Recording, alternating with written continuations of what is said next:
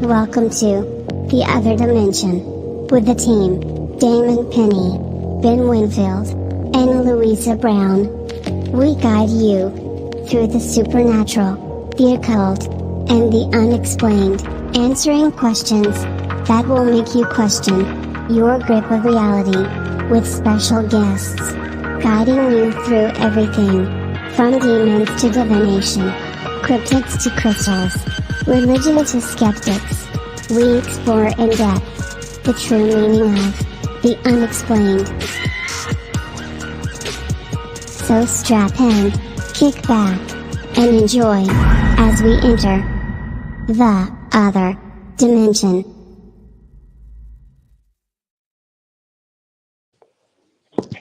Hello. Hello. Hello. Sorry. I've got you propped up on an Easter egg. Ben, what are you doing? You do pick your moments. So, we've gone live. There's me, there's Ben, and we've got Frida on. Damon has morphed into Frida. Or Scarlet Witch, as we know her from the other shows. So, yeah, how are you? Very good. Very good. Can't complain. The sun has been shining. The weather's been warm.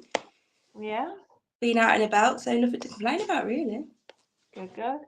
Ben, how are you? I'm dying, so I'm just going to sit here. We're all just going to sit there. As in dying from what, exhaustion or tiredness or poorly? A little bit of all three. Oh, sending healing hugs to you, my lovely. Hey, Natasha. So we've got Tasha on, Evening, and Brito. Hello. How are we all doing? Hello. Thank Hello. you for joining us. Yeah, Good. it's been a while since we've been on. You're yawning already? I'm sorry. I can't break habits. To replace you. Can't break old habits. Yeah, last time we were on was when you were talking about Rasputin. Yes. Yeah, it was. That was a while ago now. Yeah. Yeah. Rasputin, as in the Anastasia Rasputin. Yeah. Oh, I learned something new the other day. You know how we pronounce her name, Anastasia, like over here in Disney film. The Russian pronunciation is Anastasia. So that's how. Yeah. I just happened to be on a TikTok video, and there was a Russian guy talking about Anastasia and the history of her and what have you and what happened. And I said, why you pronounced it like that? And she goes, that's in Russian. It isn't Anastasia, it's Anastasia, and that's how it's pronounced. That's a fun fact for you all. Nice. Learn something new. It's a random, useless fact, but yeah. I do have another show coming up, guys. Hi, Lorraine. Hey, Lorraine. Don't worry, but it's a very touchy subject, which when someone pointed me at it, I didn't realise until I did a lot of digging on it and was like, holy crap, okay, yeah, they've got a point here. So be warned and look out for it.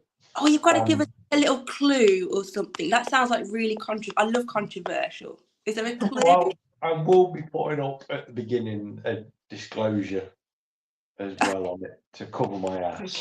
Trigger warning. So what type of hint can you give us as to the subject of your discussion? Well, the calendar, for example, we go by, because we live in a Christian atmosphere, the West being more Christian than anything, and we're going off the Christian calendar. The J, as it is the JC calendar. Yeah. The JC, not necessarily meaning for Jesus Christ, but for someone else, which once I start on this subject puts into question the existence of Jesus Christ. That's the one third entirely different.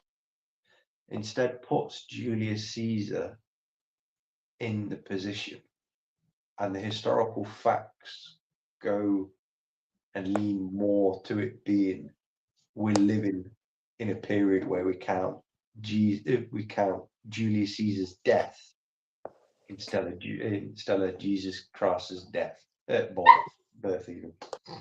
I will Get get your my words words out out, properly. honey. So that does sound like it could be a relatively controversial topic, Yeah. shall we say? That sounds good. I love controversial topics and debates. There's a lot to go off. So you got a lot to gather on the old information front. Oh God, yeah. Yeah. And When when you back in the books, the books or internet, honey. This one's for the internet. Oh. do you think that will? Do you have a Getting rough modern time? technology. Do you have a rough timeline of when that will be? Do you think, so we can look out for? Not a clue at the minute. No. I'm trying my best, but I've found loads. I've like wormed my way into a whole cluster of stuff where I'm going, okay, yeah. So probably about 20 years' time, when he's been down every single little wormhole he can find on this, It he'll does put sound like something together, and it'll probably be, about a 78-hour long episode. it does sound Well, like you've gone down a bit of a rabbit hole there, Ben.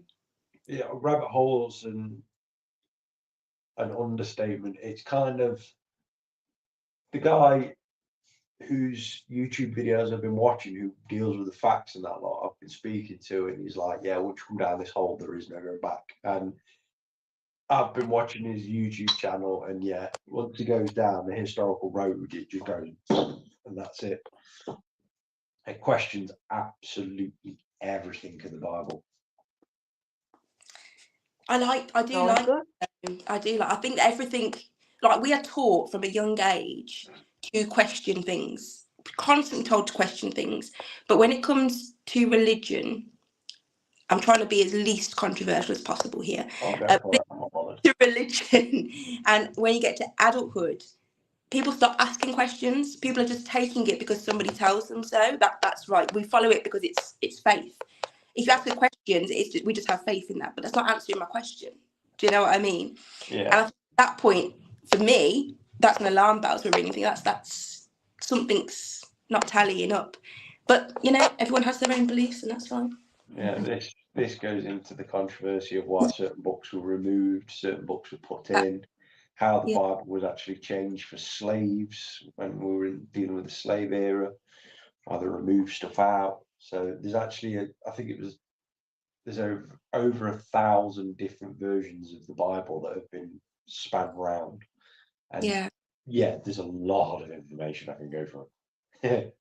It's crazy. I mean, if you look at the without digressing too much, like, I've had to explain to people the King James version of the Bible, like one of the most commonly used Bibles out there amongst varying different culture, different cultures and what have you.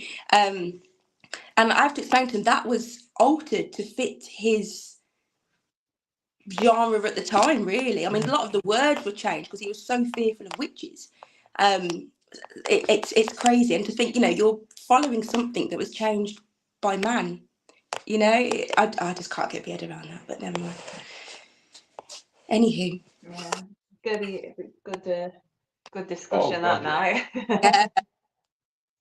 Well, we've got more people jumped on. We've got Charles. Hey, Charles. Hi from Texas. Hope you're doing well. And then Ben Healing, Jeanette. Hi, glad to see you live again. Rosa, I see where it's going. Very excited to hear about it.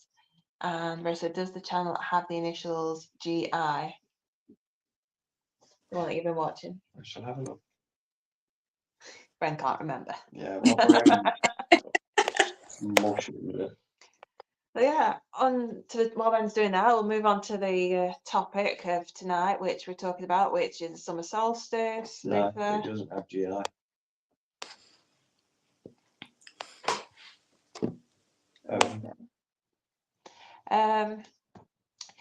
So people in the comments, pop him in. Have you done anything to celebrate the summer solstice, Luther?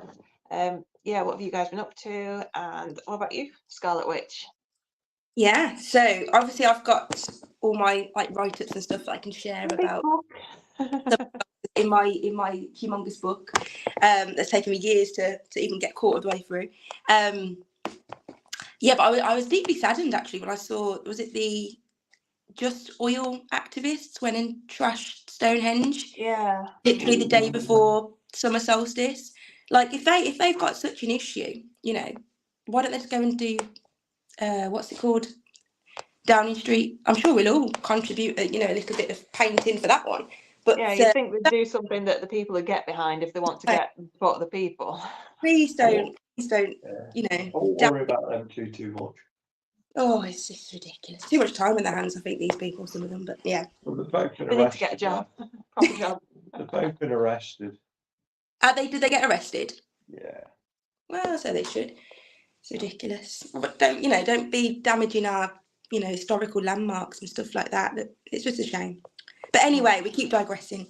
So, shall we? Has anyone put anything about what maybe no one's done anything for summer solstice? Not yet, not yet. Maybe people don't know about Litha and summer solstice, and that's what we're gonna try and teach. Obviously, I'm going to try and explain the Wiccan and the pagan side of things, just to educate people a wee bit, just to tell them the thoughts. So, Litha, however you pronounce it, I pronounce Litha, summer solstice, midsummer, whatever you call it, for us in the northern hemisphere this year was the 20th of June. If you are in the southern hemisphere, it's the 21st of December. So it goes with the seasons of wherever you are in the world. So what is summer solstice? Litha is one of the Wiccans' 8 Sabbats during the year and occurs on the summer solstice, or as it's commonly known as well, midsummer. And it began with the Celts. It's the longest day of the year, so a lot of people note it as that as well. It's the day we receive the most daylight. I think we receive about 17 to 18 hours of daylight on that day. And it celebrates the beginning of summer and celebrates nature's growing fertility. In Sweden, midsummer is actually a national holiday and is celebrated on a Friday. It's always a Friday over there, and it's between June the 19th and the 25th. So whichever Friday it is that it lands on, that's the dates that it could fall on. Just going off topic, did anybody watch I think it was classed as a horror film. Did anybody watch the film Midsummer? I've not seen it. Yeah. I grew up watching Midsummer Murder, so No, this is completely different. This is Midsummer, and it's about a pagan. It's classed as a horror. It's very gory. It is very gory. So definitely, I would say 18 plus. But everyone was recommending it to me, and it was the worst 3 hours of my life I've ever experienced. I don't recommend it at all. And I've been told I'm wrong. Like, apparently I'm very wrong, and it's a work of art, this film. But no, it genuinely was dreadful. But if you were intrigued, it has the meaning around the pagan film, and it is like a horror, gory slasher style film. But yeah. Yeah. I might give it a miss then anyway. Personally, I mean, you may love it, but it wasn't for me. Okay, so the ancient Celts, who actually called Litha Alban Hefin, which translates to the light of summer, celebrated Litha with hilltop bonfires and dancing. You'll find a lot, if you've watched the previous shows that I've been on, a lot of our Sabbats do incorporate fire, just like Beltane and Samhain and what have you. This is another one. So many would attempt to jump over or through the bonfires for good luck, and the reason behind it was the higher you jumped, the higher your crops would grow. So it was for good luck and good measure. Other traditions included setting large wheels on fire or hay bales, and then they would roll them down the hill into a body of water, so like a pond or a lake. And the two elements are used because at that time of the year, or at this time of the year, we have the brightness and warmth of the sun, which is fire, to grow the crops fueled by the heat. But then they also require water to keep the crops alive. So the power of the sun at Litha is at its most potent, and due to this, the earth is fertile with the bounty of growing life. The fires were also used to ward off evil and to ensure fertility and prosperity for the people, the crops and their herds. And they would light flaming torches and they would carry them around the herds of sheep or cows or what have you, to see off diseases from the animals. So there was a lot of superstition back then that surrounded them. And obviously, a lot of us still continue that to this day, as I will explain. So the summer solstice is the longest day of the year, and in the Wiccan, some of the pagan beliefs, there is a battle between light and dark. So you have the Oak King, which is seen as the rule of the year between the winter solstice and the summer solstice, which we just got into. And then you have the Holly King from the summer to winter, which is what we're in now. And at each solstice, they would battle for power. And while the Oak King may be in charge of things at the beginning of June, by the end of the end of midsummer or Litha, he is then defeated by the Holly King. And again, in Wicca, it's also associated or linked to the horned god and the mother goddess, celebrating their union and the fertility of the earth. The word solstice is from the Latin word. Now, I may absolutely slaughter this. I don't speak Latin. Solstitium. I think that's how it's pronounced. But that's where solstice comes from. And it translates to sun stands still. And the travels of the sun were marked and recorded using stone circles, such as Stonehenge. And they were oriented to highlight the rising of the sun on the day of the summer solstice. Now, the Romans honoured this time to sacred Juno, the wife of Jupiter and the goddess of women and childbirth. And obviously, it's her name that gave us the month of June. So what does that mean for us now, pagans and Wiccans now? So it's a day of inner power and brightness. That's how I see it anyway. So it's a fantastic day. Find a tranquil, quiet spot, meditate, which I don't do often enough. My friends and family will tell you that. I don't think anybody meditates often enough as they should, to be honest. No. And meditate on the darkness and light in both the world and in your own personal life as well. Celebrate the turning of the wheel of the year with fire and water, night and day, and other symbols, the opposition of light and dark, so yin and yang, things like that. So families can celebrate Litha. So if you have young children, what I'm going to say is a good way to incorporate it into it. Get them outdoors, get them off the computer games and all that. I have a 13-year-old, so I know what it can be like. Take them into nature, take them into the woods, the park, swimming. If you have open swimming, fantastic. If it's safe places to go to, do it. Or just be in the garden with them. And at the end of the day, have a bonfire or a barbecue. Let them stay up a little later than usual, just to say goodnight to the sun and to celebrate nightfall with sparklers or storytelling and music. I think for centuries, different people, tribes of people, have always used storytelling and music, and no matter what, if you think of the Native Americans, they used to sit around fires and storytell and have music and things like that. And I think it's very interconnecting, like you can all feel bonded with that. So it is a nice way to do it. And it's an ideal Sabbath to do love magic or celebrate a hand fasting, since June is the month of marriages and family. We won't go into the love magic. That would be an 18+ show. Cactuses out again. Say again. What did he say? He said I'll be getting the cactus out again. Actually, that one on the windowsill is growing really tall. Are you growing cactuses? There is one. Actually, it's one that Evelyn brought home from primary school. I think she was about year 5, maybe year 6. And she told me, she gave it to me, said, "Mum, can you keep this alive?" And honestly, it was that big when we got it. It's now that big. No way. Cactuses, I suppose, are perfect if you're not very green fingered, because they don't require much watering at all and much care. Yeah. I have a cactus in my conservatory.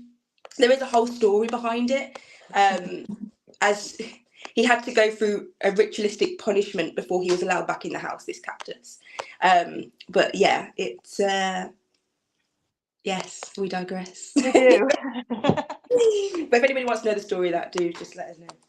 Okay, so Litha can be a magical experience filled with rituals, feasts, and outdoor activities. So, like I said, light a bonfire, as traditionally they are lit to honour the sun and its life-giving energy. gather with friends and family, celebrate with songs, dance, and again, storytelling. If you can't light a bonfire, use a candle. Candle will suffice. You can also create a sun wheel. So by crafting a sun symbol using natural materials like flowers, herbs, and branches, and you can hang it in your home or your garden as a talisman for protection and prosperity. You may see as you're driving around, depending on where you live, some people have got circle wreaths, but they're like with sunflowers and things like that. That is a form of a sun wheel. They may not know that. They may have just bought it from the local B&M or Tesco's, but thinking it looks pretty. And it looks pretty. Have a feast with seasonal foods, fruits, veg, honeys, grains. Share that with loved ones. Share it with neighbours, and give thanks for the abundance on the earth that we're receiving. You can perform a Litha ritual, casting a circle, calling upon the elements, and performing a ritual to honour the sun and the earth. You can include invocations, prayers, offerings to deities if you work with deities who are associated with Litha. Some also use this time to connect and communicate with the Fae folk, as summer solstice is a time when access to their realm is the easiest and the Fae's powers at its strongest. I personally don't work with Fae, but if people do, that's up to them. It can be a bit of a dodgy subject, can't it? Yeah, that's why I put some and emphasise some. The Fae charged with elemental energies are regarded as most potent during summer solstice, and the other solstice Sabbats that the Fae are associated with Fae festivals are Beltane and Samhain. So anybody who does work with it, Litha, Beltane and Samhain are the Fae festivals. Just be very cautious, that's all I'm saying. Just be very cautious. You could spend some time harvesting and drying herbs. Divination. I think you, Lou, you put up a post the other day with a tarot spread, was it? Yeah. That's perfect. You can go back and use that. Making oils and salves, self-love rituals, protection spells, healing and personal growth. Some do shadow work as well at this time, because just like night and day, sun and moon, we also have our own shadows to deal with as well. So the symbols associated to Litha are sun wheels, bonfires, oak leaves. Solar symbols are prominent during Litha.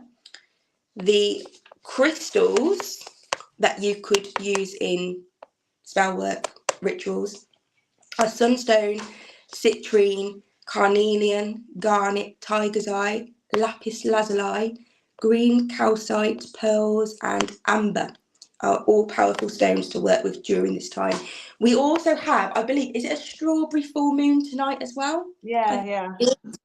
So if you have any of those particular stones, and you are planning to do anything even this weekend, if you didn't get a chance to yesterday, put those particular stones out to charge, ready for whatever you're going to do this weekend, even if you're just going to carry them around with you.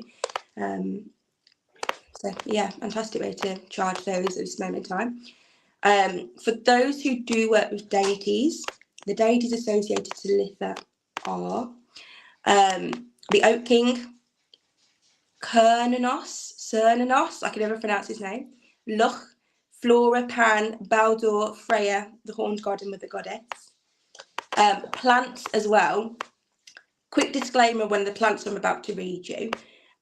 Do please check the contraindications to any herbs that you're going to ingest, though, if you're on certain medications. I know St. John's wort, which I will be mentioning, does have contraindications if you're on antidepressants or certain mental health medications.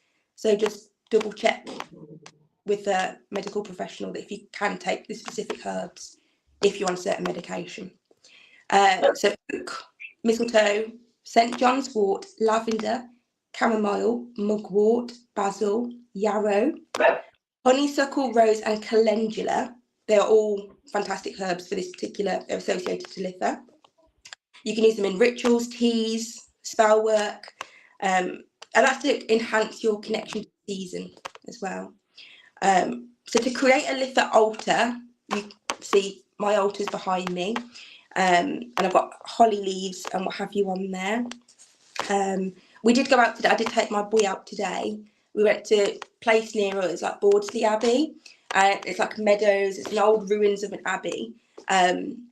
but I didn't find any like fallen oak leaves or anything. Like I didn't want to just randomly start attacking the hedge or the tree to put on my altar. But anything that this time of year you can put on your altar. You can decorate it with symbols of the sun and the earth. Use bright colours like golds, yellows and oranges. Put sun wheels on, oak leaves, solar symbols, and the crystals that I mentioned. One of my favourite things to do any Sabbath is a simmer pot. Do you do simmer pots, Lou? Not really. It's more towards like sort of autumn and wintry time for me. Yes. They are very common around autumn and winter because people like them to make the home smell nice as well. Yeah, it's all homely and warm smell. It does smell very like autumnal and Christmassy when you've got a simmer pot on. But you can do simmer pots any time of the year. And I generally will do them on the Sabbath. So they're one of my favourite workings and one of the most simplest ways of incorporating a spell that you can do. And it can be tailored to suit the Sabbath or the season. So a simmer pot can be filled with magical intentions or used purely just to make the home smell nice. And it invites the outside in as well. So for example, for my little simmer pot, I used spring water or moon water. So I had moon water on my altar that I've had, I think it was from Yule last year. And believe it or not, it's still there's no mold or anything like that because I've checked it, no spores, nothing like that, and it's still perfectly fine. So I used moon water, the little bit that I had left, and some bottled spring water as well. Lemon slices for cleansing, orange slices for happiness. All goes in the pot, just a normal pot on your stove. Lavender for peace and calendula flowers for protection. Cinnamon for abundance and fresh mint for healing. You can optionally add bay leaves in with written sigils or symbols on as well. So you could put like a pentagram or pentacle on the bay leaf symbol. Any symbol or sigil that you see for what you want bringing into your life or getting rid of your life. If you're asking to bring something in, so the one that I have mentioned would be to bring into your life because you're asking for cleansing, happiness, peace and protection. When you stir your simmer pot, stir clockwise because you're wanting it to bring into your life. If it was to get rid of something, any negativity, then we'd stir anti-clockwise. So only two things to remember. So you stir clockwise just for a few minutes while imagining the benefits of the things that I've just mentioned coming into the home. And then leave it there on the pot, on the stove, for however long you wish to leave it simmering, not boiling. But please do keep checking it regularly to ensure it doesn't dry out, the water doesn't dry out. Or an alternative, because we know the gas and prices are ridiculous still, you can use a crock pot, slow cooker, and just fill it up. Leave the lid off though, because you want that steam and stuff and aroma. But again, still keep checking it. Don't ever leave it unattended, or leave the house while it's on. Once you've finished with the simmer pot, the herbs and the water can be returned back to the earth. The only time I'd say not to return it is if you've added salt or anything like that. But the ones that I've mentioned, absolutely fine. Another thing I do on Litha, especially because we've got the strawberry full moon, is marking my front and back doors. So using full moon water. So as the full moon is this evening, I will get some fresh, because I've used that, so I'll get some fresh water, leave it out overnight under the full moon. In the morning, once I've collected it, you can either use the full moon with a paintbrush, or you can just dip your finger in. And on my front door, I will draw a symbol of protection. And also on the threshold of my door as well, just a line, and that on the back as well. And that's just gives me peace that I'm trying to protect my home ways that I can. So Litha is a celebration of life, light and abundance. It's a time to honour the sun's power, the earth's fertility and the vibrant energy of the natural world. By connecting with the traditions of mythology, of Litha, we can embrace the magic of the summer solstice and carry its blessings with us throughout the year. So yeah, that's my input of Litha. But also Litha And summer solstice blessings to all of you as well. I've not said that yet. But yeah, that's all I need to say on the summer Thank you solstice. for that. That's all right. No, that's really insightful. Good. 'Cause it's just ideas, like, because you don't always like think of stuff, but when obviously you've got it all written down there and just explain stuff, it hopefully it'll give everyone some nice ideas. I hope so. And like I've always said, the craft doesn't have to be eccentric or expensive. Everything you can get from nature, or you can grow it yourself, or Yeah. you can. It doesn't have to be expensive. It doesn't have to be over the top or anything like that. She says that she's got a whopping great big 4 foot, 5, 6 foot altar behind her. Yeah. But most of the stuff on there I've like made myself, or my friends have made for me, and things like that. It doesn't have to be all Yeah, you singing. can tailor it to yourself and what you want and what's Exactly. within your budget, can't you? Exactly that. But, Right. Pop into the comments a second to get caught up. okay. Charles, he went outside and meditated by the fire. Nice. Nice one. Brisa says very similar practice to Ivana Kapala, the Slavic summer solstice. I jumped through the bonfire myself in Kiev. A great experience. Yeah. Oh, I love people that have been doing things. I love this. Pauline's come on. Hi, Pauline. Hi, Pauline. We've got Wild Bill come on. Hello, Wild Bill. I hope everyone is well. Yes, thank you, Bill. How are you? Have you done anything in particular for the summer solstice? Let us know in the comments. Yeah. Have you two done anything? You two celebrate it or do anything like that? We don't really do much. I did. If anyone's seen on the page, I put up a reel. Mainly because I was experimenting and just playing around with Facebook. But I did. I found the recipe for a honey cake online. Oh, I did see that. Yes. Oh my god! Right, the dangers of internet baking. Like, you find a recipe off a website, and you think, "Oh yeah, that sounds nice," and you imagine it as something in your head, and then it comes out completely different. So this, I was imagining cake, nice bit of sponge cake. What it came out was, it's more like, like a sponge pudding that you'd have with custard. Yeah. So it's there in this big cake tin, this 9-inch cake tin, and it's just like, it rose up beautifully. Yeah. It did catch a little bit because of the high like sugar content, because you got the brown sugar and honey in. So I had to put some foil on for it to continue baking. Yeah. And when it came out, it kind of just went down. And I cut it, and it's just like poking it, tasting it. It's like, this is the consistency of a sponge pudding. Yeah. So as a cake, no. As a sponge pudding, made it with custard yesterday, and my daughter even came back into the room to see me, to give me the thumbs up because she liked it that much. It did. I thought it looked lovely, to be fair. I'm not going to lie. I thought it looked really quite nice. But I like quite stodgy puddings. I quite like that. It's quite light for like what it is. Yeah. It's kind of like a light pudding, if that makes sense, because the making of it, trying to make it all light and airy, and then you think it's going to be like sponge cake, and it just kind of rises, and then but yeah, no, it was all right. I took the rest in the freezer though now, because I don't really feel like having custard at the moment. You're sick of custard in this warm weather. I didn't get to try any. It was there since, what day is it now? It was there for like 2 nights ago, honey. You had your chance. It's now in the freezer. If you want it, you can have it. Defrost it. I'll bring it out again when the weather changes. So in like about a week's time, when it goes back to being cooler. Ready for winter. Yeah. It'll last till then. I made a milk pudding for the first time. This is before I went away, so about 2 weeks ago. And I've never made. Have you ever made a milk pudding before? It's so delicious. So I didn't make the cake, first of all. Let's just make that clear. I'm not a baker whatsoever. So I bought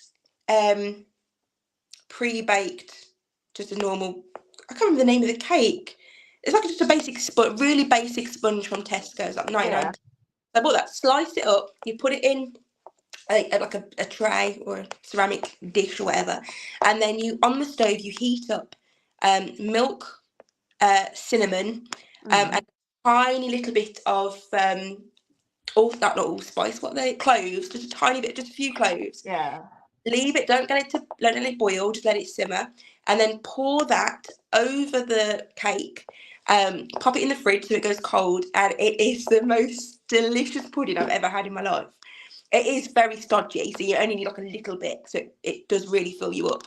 But it's delicious. I highly recommend it. I'm sure there's loads of recipes online if anybody in the comments is. Sounds a little bit similar to something like my mum used to make, which is a bread and butter pudding. Yeah. So that's you got your layers of your bread, and then you got your milk mixture, and then you just pour that over it. Yeah. My husband loves bread and butter pudding. I'm not so keen on bread and butter pudding because the thought of bread with soggy milk doesn't sit right with me. But when I saw this one and it's a cake, and it doesn't go soggy, it doesn't go soggy, the milk kind of absorbs into the cake. If anyone makes it, you just have to. Honestly, it really is. It sounds much nicer than how I'm describing it. No, it tastes much nicer than how I'm describing it. But yeah, milk cake. That's what it's called. Milk cake. Yeah. Anything with cake's good. Oh yeah, definitely. Oh, well, Bill, I like bread pudding with a nice rum raisin sauce. Nice. Rum and raisin sauce. Oh, yeah. Angel food. Well, I got. I was going to have. I plan things and I forget half the time. Mainly because it's like work in the morning. Got to get ready for school, get ready for work. I've got some dandelion wine on top of my cupboard that I was going to bring down, so I could always bring that down. Jesus, how long has that been away for? It was made in 2020. Thing is, if it's a wine, surely it just gets nicer over the years. Yeah, exactly. Until it tastes of rocky fuel. Yeah, you need a little bit. It's really good.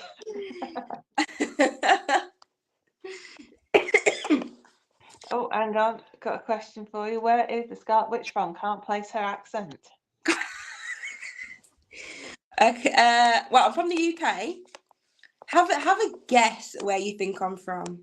Have a guess. When I was in Jamaica last week, there was a lot of Americans that visit Jamaica because it's like a 2.5 hour flight from New York to Jamaica, and maximum like a 4 hour flight. So they use it like we use Spain, like it's just a nice week's holiday getaway because it's a short haul flight. Jamaica is the new Spain. It's the new Spain for the Americans, right? So and yeah, we're chatting to all these different Americans, and none of them could place Liverpool.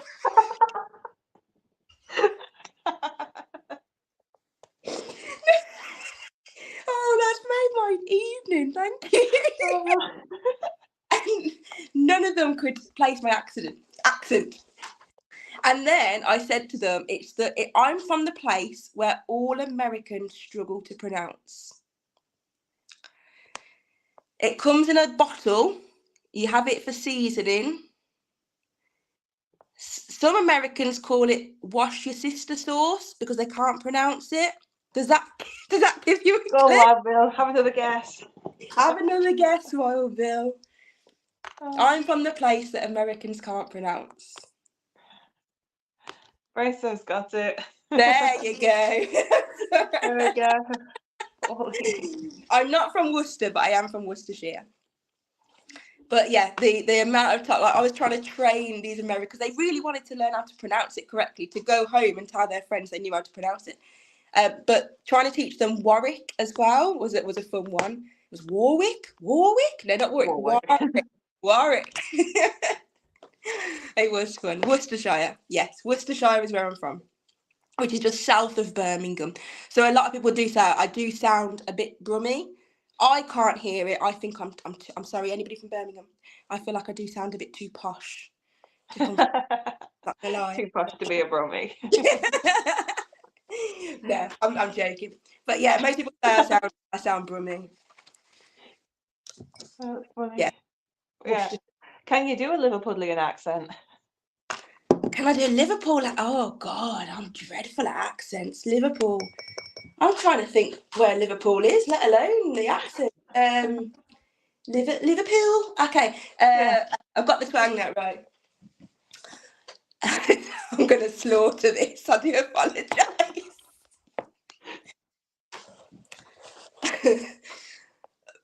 My name's Scarlet Witch and I'm from Liverpool.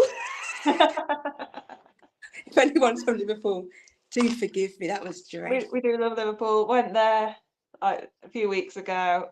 It was a great place. I'd never been to Liverpool, as you can clearly tell.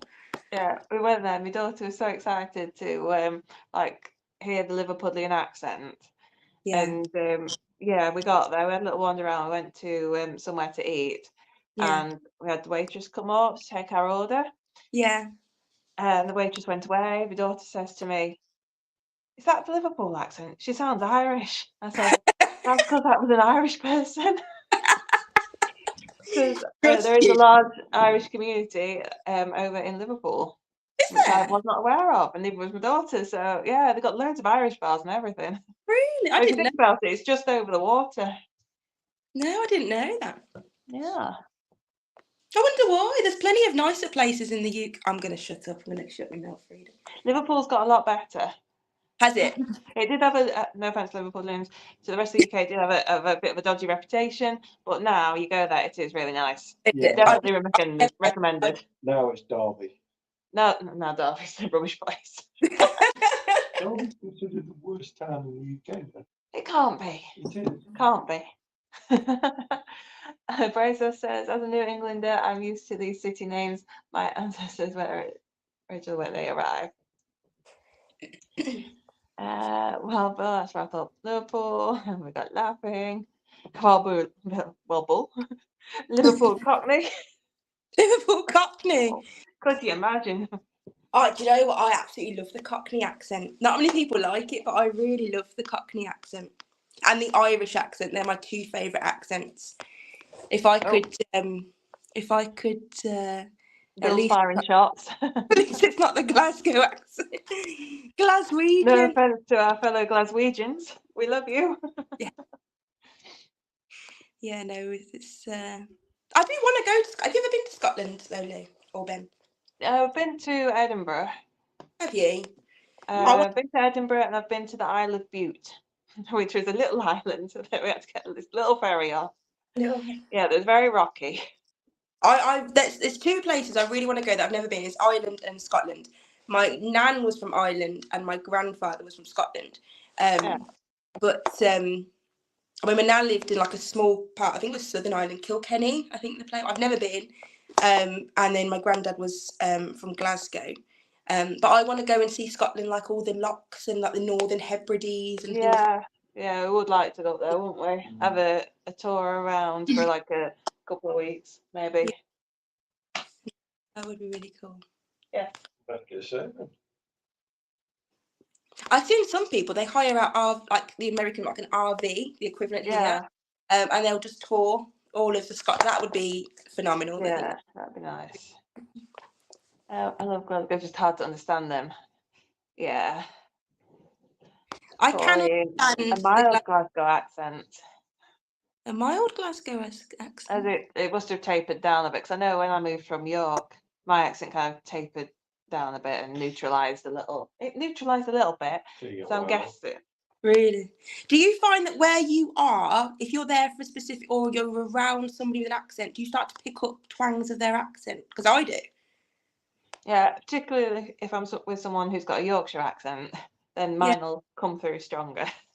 When I was on holiday, like I said, there's lots of Americans there, and I was in and out the smoking area, like I don't know what, and all the Americans were congregating there. So I got really friendly with the Americans. Now, one thing that Americans say a lot is y'all. So I found myself like, should we go for dinner, y'all? And I was like, where the hell does that come from? Like, I seem to just pick up the words that these people say if I hear it often enough, you know. To be fair, you see it so much on the Facebook groups as well, them typing like y'all. Yeah. It's just like, you feel like almost like you're typing that. It's like, hang on, no, we don't write that in England. That's right. But you know what? When I absolutely loved, like, the kids were because I'm a people watcher. So when I'm sat on my little island, I was watching everybody. That sounds really creepy, but in a non-creepy way. Like I just like watching people and thinking You're what sat they're, there watching people. you know. Honest, I don't mean it in a creepy way at all. I mean, like, Sunglasses on. I like to think like what you know, what troubles they've had in their life and what things that they've got to go home to, things like that. And like when you see the kids with the parents, the kids are very respectful. Like it's all sir and mom. Yeah. Like when they're talking to their kids, it's yes, mom, yes, sir. Maybe that was just that one family. Maybe it's not an American thing, but they just seemed very respectful. And I did like it was like how it would have been for us back way back in the olden days, you know. Just it was nice. It was Bridgerton era. Bridgerton era. I'm more of a Downton Abbey girl than a Bridgerton. Oh yeah. Y'all Oh God. I'll come back now. Yeah, you're plural for many people.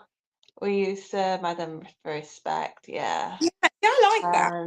And Pauline, yeah, she's lived in Derby for years, so yeah, her accent might be mild Glaswegian. Glaswegian cross Derby. Yes, sir, ma'am. Y'all. Good. Yeah. So, what else are you up to this weekend? How's it going with your paranormal investigating team? I am at St John's tomorrow in Warwick, or as the Americans say, Warwick. In Warwick, which is right next door to Warwick Castle. Cracking building. Talking about Derby, I think you guys have been there as well. Gresley Hall, Old Hall. Yeah. I went there not long ago. My very first event was at Gresley with this company. My very first event was Gresley, and it's quite a wee way from my house. It's about an hour in traffic, and there's like you go through like a little mini industrial estate before you turn down the road to get down the long drive to Gresley. Do you know where I mean? And there was roadworks in this industrial estate. It was my very first one, and I was sat at I was the only one around at the time. Temporary traffic lights. And it was like 10 minutes had gone past. I'm waiting for these traffic lights to go green. 10 minutes had gone past, 15 minutes. And it's 3 ways. So I can't take that risk. You know my luck, I will just drive and then somebody will pull out and that'll be the end of me. But so I thought, I can't just go, surely. And then more cars started piling up behind me. And then I had to explain why I was 35 minutes late because I was just at that corner with broken traffic lights. And it wasn't till a lady from the house that came out to me and said, those traffic lights are broken, you're just going to have to go. Like, nobody else behind me thought, I'll overtake, because I'd have followed them. Yeah. But I just didn't want to make the first move. No, you don't. An Arctic lorry or something was coming around the corner, who knows, But, that's the thing when you're driving where you don't know the area. And, like, you get a hold of, like, traffic lights. And I always question, like, the temporary ones anyway. It's like, should I just sneak forward a little bit? A little bit is going to change. I hate it. No. I mean, I've been to Grizzly quite a few times since then, so I know how it works. And luckily, those roadworks are gone now. But I have been to Derbyshire area for Grizzly. Yeah. So I do like Grizzly. But yes, I'm at St John's tomorrow. I've got Shrewsbury Prison, Falstaffs, which is in Stratford upon Avon, the home of Shakespeare. Very cool. It's an old Tudor house, Falstaffs. Quite a few coming up, so that should be fun. Right, so that's a lovely tomb. That's a lovely tomb. Yeah, your big book, I think. Oh, my book! Can you see something I can? Oh yes, this is my. This is, as I call, my extension of my left arm. This is my book of shadows. When you're out on investigation with your team, what's your sort of role within the team? So I am the host. So unfortunately, as a host, we're not really allowed to get involved with the equipment, like on Ouija boards and things like that, because we don't want the guests thinking that we are having an influence on the board for entertainment purposes. If it gets to the end of the evening and they want us to join on with table tipping or Ouija boards, that's fine. But we do like the calling out seances and that sort of thing for them if people are a bit nervous to speak. And they're using all the equipment or their own equipment. So it's their night. We're just there as hosts to make sure they're safe and they're being respectful of the building and the spirits of the building and stuff like that. That's it really. So yeah, You don't do any of your witchcraft rituals there. No, not be allowed. We're not, a lot of the old buildings, you're not even allowed to use candlelight flames. Yeah. It's obviously against their health and safety protocol. Yeah. But I do go off on my own and do my own little things, shall we say. But yeah, and obviously when we get there first thing before all the guests, I have a little wander around on my own and see what's picked up and what have you. And yeah, are you getting like more sensitive to the spirits, like the more you're obviously there? Well, You're able to pick up more. When I was at Four Crosses, like I've been there, and that one holds a special place in my heart. Four Crosses. It's not always the most active building, but the energy of that building is just, I'm very drawn to it. So one of the guests was doing a Ouija board the one evening. It's about 2 o'clock in the morning, 1:30. So not that makes any difference, but everyone was starting to get a bit tired.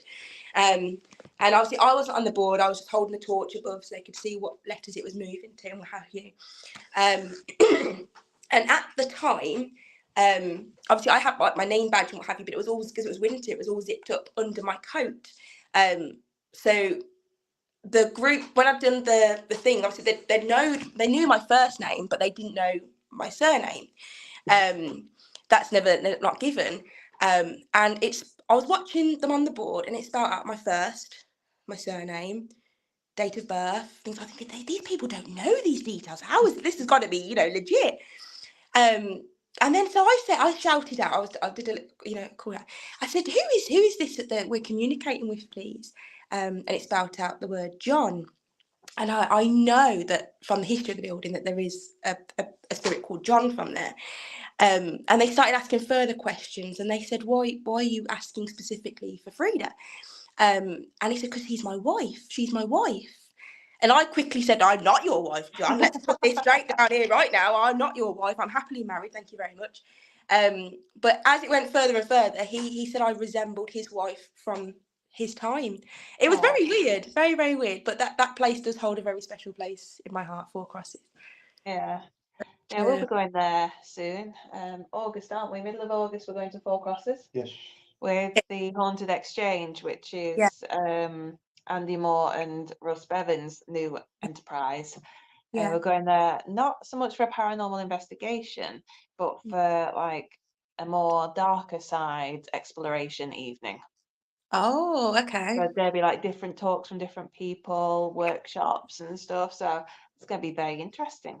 That does sound very interesting. Very good. Yeah, yeah, it has a special place, that place. I mean, sometimes it can be very hit and miss. So sometimes I will go and there's not much activity at all.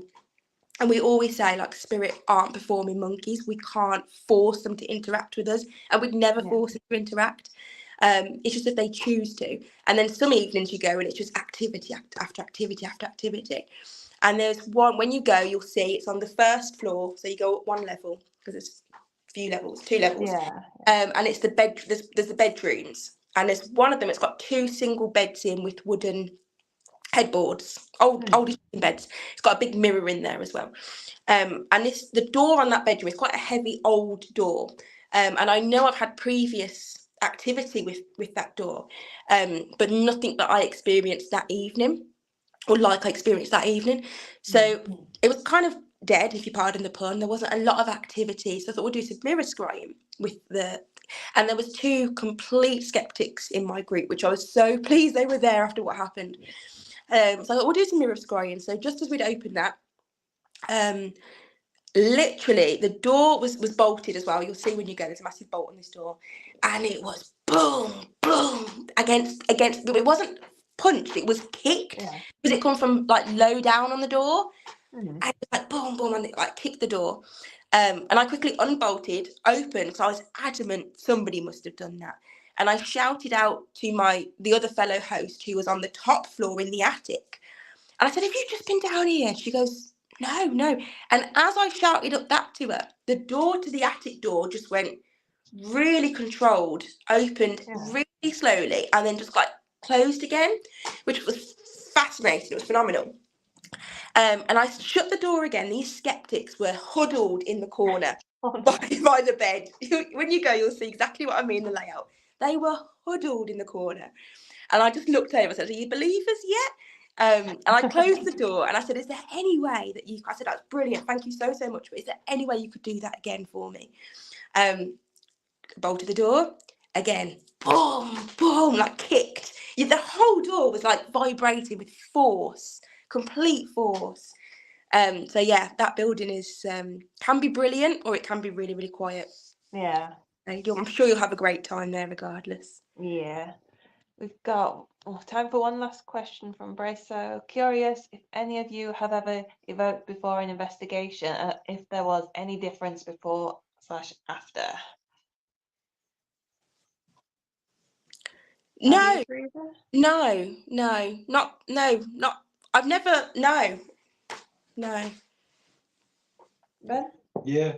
Of course you have. Yeah. We won't go into that. Okay, that's the story for another day. Big difference before and after? Yeah. There we go. That's all we're getting on that. And Jeanette said, oh, that sounds good. Yeah. I'm banned from reading any text at the minute still. Why? The last one I read, people felt it all the way around the world, and I got in trouble. That was just from general reading of a historical book. Yeah. Oh, okay. Yeah. Well done, Ben. Right. Yeah. We start wrapping up now. Yeah. Guys, remember moon water out tonight. Yes. And you Yeah. don't have to. Oh, what's your take on this? Because some people, I've read, like, they like to make sure they bring the moon water in before the sun rises, so like no rays of the sun can fall on it, because otherwise it won't be moon water and it won't work, and this, that, and the other. Other people, just when you wake up, bring it in. What's your take? I am on the take of when you wake up, because generally when you wake up, the moon is still out as well. Just because the sun touches it. I mean, some people will use sun water as well. So if on a really sunny day, people will use the water charged with the sun. How I see it personally, if you've got the moon out and the sun out at the same time, you're getting like a kind of a double charge. The only water I won't use personally is storm water. I just feel it can be a bit chaotic, unless it's for hexes and curses, but that's a completely different topic. Yeah, but Ben likes his storm water, don't you? I use storm water a lot. Do you? Yeah. It's powerful. It's a powerful energy. It is a very powerful energy. But yeah, I mean, some people are very much get it out before the sun rises. Yeah. I have different uses for storm water before anyone says anything about me cursing or hexing. I have different forms for it. Other uses are available. Yeah. Oh dear. Yeah, no. I'm no, I think it's absolutely fine. Yeah, when you think about it, you can be in like the middle of the day and still you see on a clear sky, you can see the moon anyway. Exactly. If you think of places like what's that place? It's a small town right north, and it has 24 hours of daylight. It never goes dark. What's it called? Longyearbyen. Longyearbyen is a very small town. It's the closest town to the North Pole, and they have polar night and polar day. So for so many months of the year, they have 24/7 daylight, and then so many months of the year, they have 24/7 pitch black nighttime. So if that's the case, they would never get the chance to use full moon water because they're constantly in daylight. It is all, I think it is, there's been some miscommunication at that point, but I do think like a lot of things, really. Yeah. As long as it's out under a full moon, I don't think it matters when you get it back in by. I've got Charles saying really enjoyed this and learned a lot. Good. Thank you, Charles. Good. Right then, yeah, it has been interesting, and I'm glad people in the chat have enjoyed it. If you're watching back, just give us a thumbs up or just put #replay to let us know that you've watched it. Feel free to put comments in and we will get back to you on that. And yeah, thank you for joining us, Scarlet Witch. Very welcome. Pleasure as always. Nice to have you back again. And yeah, keep your eyes peeled for other posts coming, letting you know when we'll be back on for another show. Not sure when yet, but you know, I'll usually give you a few days notice at least. Yeah. All right, and so everyone enjoy the rest of the summer, of the sunshine today and next week. Yeah. Yeah. And blessed summer solstice to you all as well. Okay. Thank you and goodbye.